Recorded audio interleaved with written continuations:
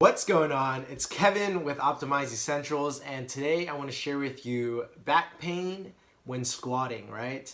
And what happens when you have an anterior pelvic tilt, meaning you have, or a hyperlordosis where your anterior pelvic tilt is excessive. Because if you haven't seen my ultimate guide to anterior pelvic tilt, you want to make sure you check that out.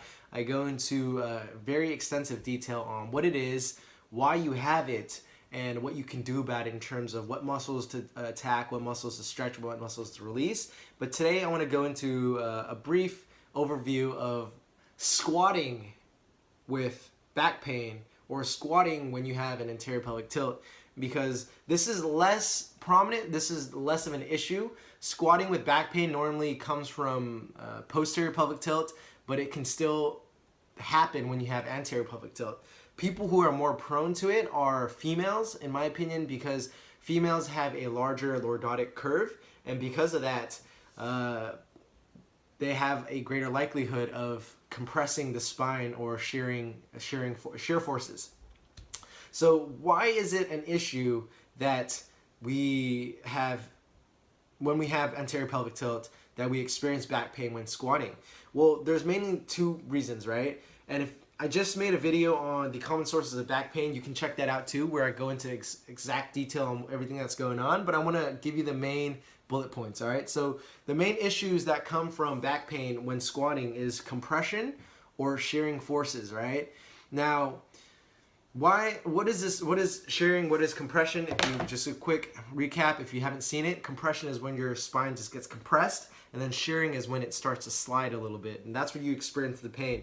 And the problem with squatting that I want to get into today is heavy back squats, right? If you have anterior pelvic tilt and you have muscle imbalances, the last thing you want to do is to excessively compress your spine. Because if you haven't attacked your overactive and underactive, meaning your muscle imbalances, so you have really tight hip flexors, you have really weak core, really weak glutes from sitting all day, and really tight back extensors, when you put a heavy bar on the back, on your upper back, you compress that, everything in your lower back just gets squished, and that just creates more of the same issue.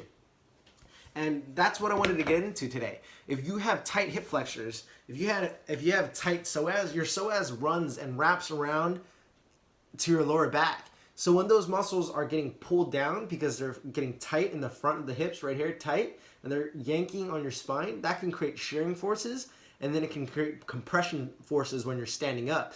And then when you're loading that on top of it already, on top of this dysfunction, then you're only exacerbating your issue.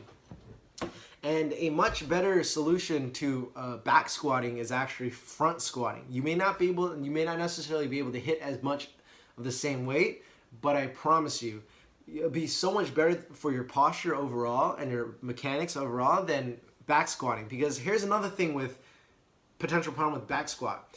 Let's say not only do you have a anterior pelvic tilt, but let's say you have a lateral pelvic tilt too. Let's say that one side of your hips is hiked up because you sit on one side all day, or because you use one side more than the other, or your pelvis rotates. Now imagine you have compression from the tilted pelvis going forward. So here's your pelvis, tilted forward pelvis, and then now it's tilted up.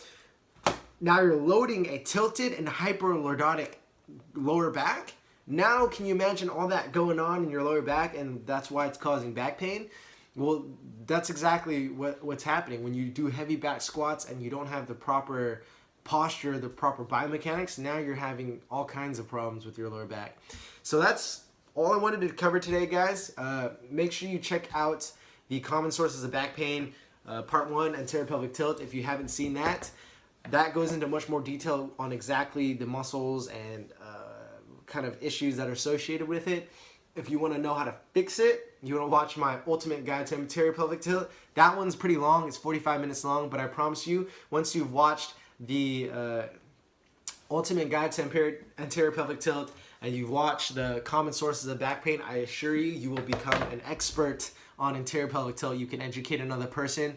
And if you have any questions on it, make sure you just leave a comment below. I've been studying it for a while. I don't want to claim that I know it all. So if there's anything that you find in terms of research that maybe is contradictory or challenges what I wrote down, I'm more than happy to look over it with you, because there's always new studies, there's always new research that comes out, and I'm more than happy to review it. And that is all, guys. So make sure you address this issue before you go into heavy back squats. Make sure you take a look at my different ways you can do or the best squat choice instead of back squats.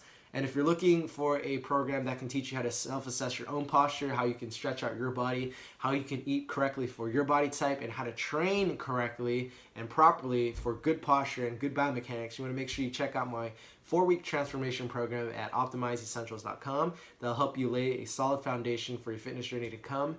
And it is Kevin. Make sure you like, comment, subscribe if you gain value out of this. Share it with a friend. Stay tuned so that you can get more of my videos, so that I can optimize your body, optimize your mind, and improve your awareness of the human body.